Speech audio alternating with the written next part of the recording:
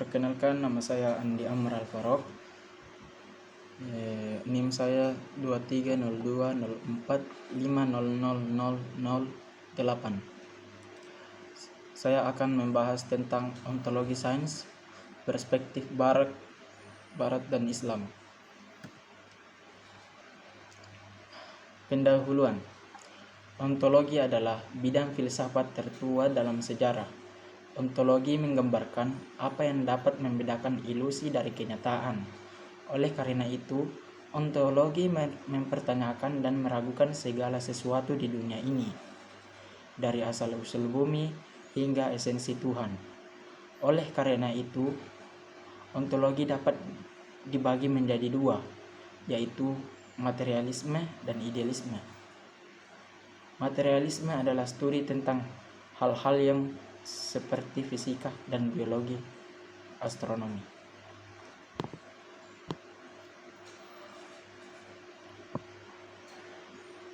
Latar belakang. Ontologi lahir dari bahasa Yunani, yaitu ontologi. Artinya, ontologi menjadi studi mengenai ciri-ciri esensial dari yang ada menjadi suatu pertanyaan.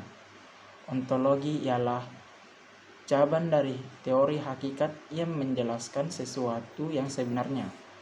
Ontologi ialah bagian dari filsafat umum atau suatu bagian dari metafisika. Terma ontologi lahir sekitar pertengahan abad ke-17.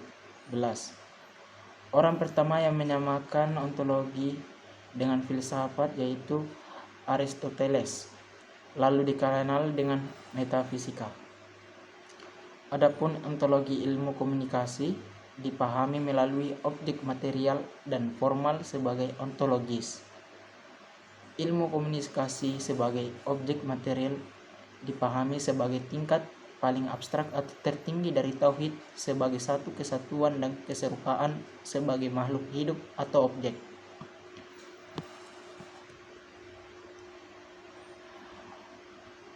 Al-Farabi 878-950 Masehi mengelompokkan ilmu pengetahuan sebagai berikut. A. Ilmu bahasa, al-ilm al-lisan.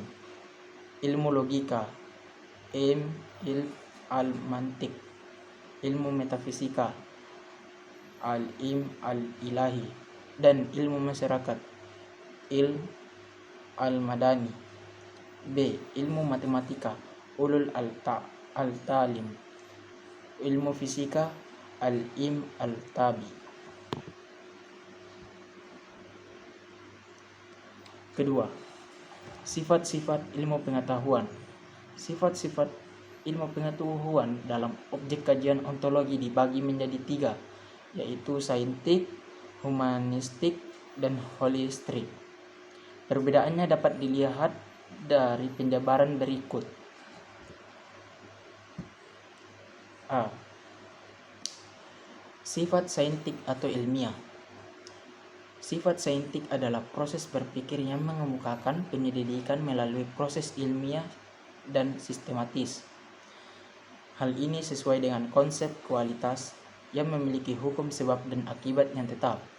Hal ini dapat diterapkan pada ilmu-ilmu yang bersifat nomotetik, yaitu ilmu yang mencari hukum-hukum yang tetap bersifat universal dan teratur, serta pada ilmu-ilmu yang bersifat ideografik, yaitu ilmu yang mempelajari gejala individual atau historis. B. Sifat humanistik.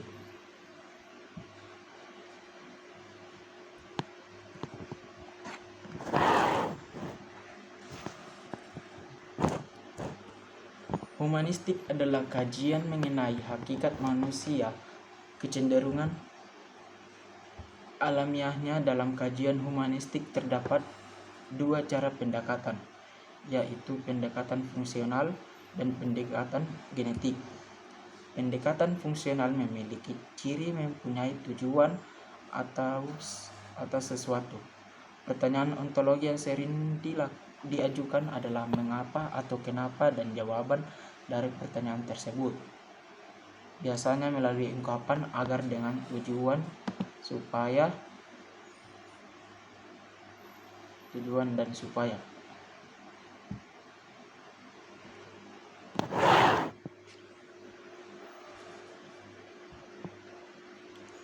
C. Sifat holistik. Kata holistik diambil dari bahasa Inggris yang bermakna keseluruhan.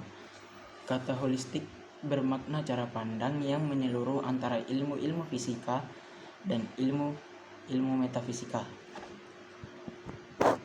Ilmu holistik ini juga disebut sebagai ilmu Rabbani karena sejalan dengan filsafat Islam yang menyangkut persoalan kealamalan dan persoalan manusia, di mana keduanya memiliki integrasi dengan melibatkan Tuhan di dalamnya.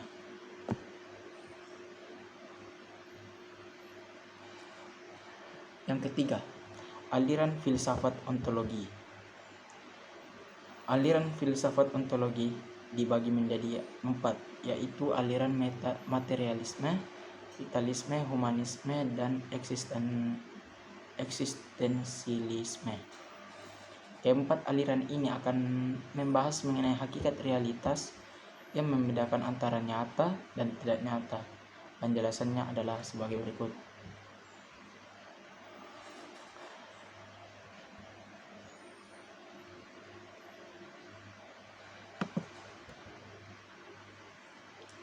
Aliran materialisme.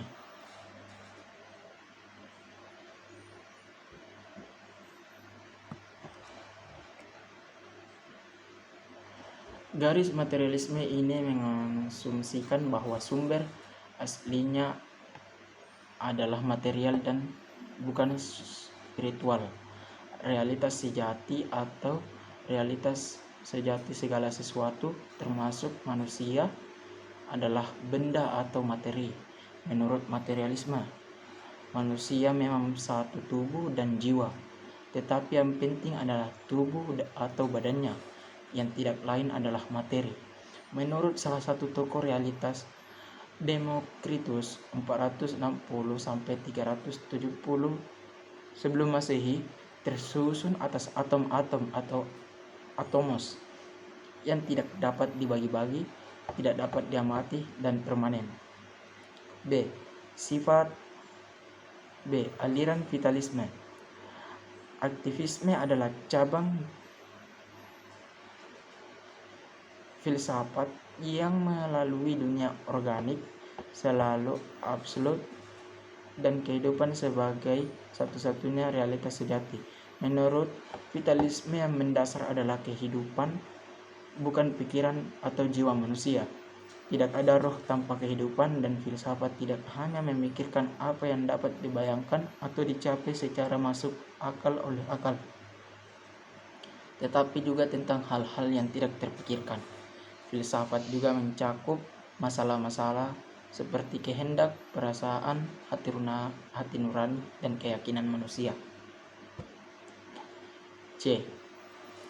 Aliran humanisme. Filosofi humanisme menekan kemanusiaan sebagai kemanusiaan dan esensi kebebasan dan kedaulatan manusia.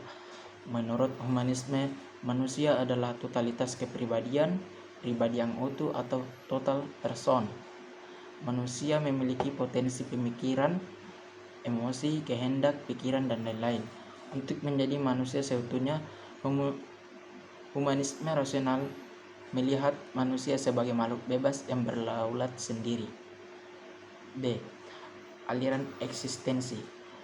Aliran eksistensialisme adalah aliran filsafat yang membahas keberadaan manusia dalam hubungannya dengan dirinya sendiri, sesama manusia, dan Tuhan.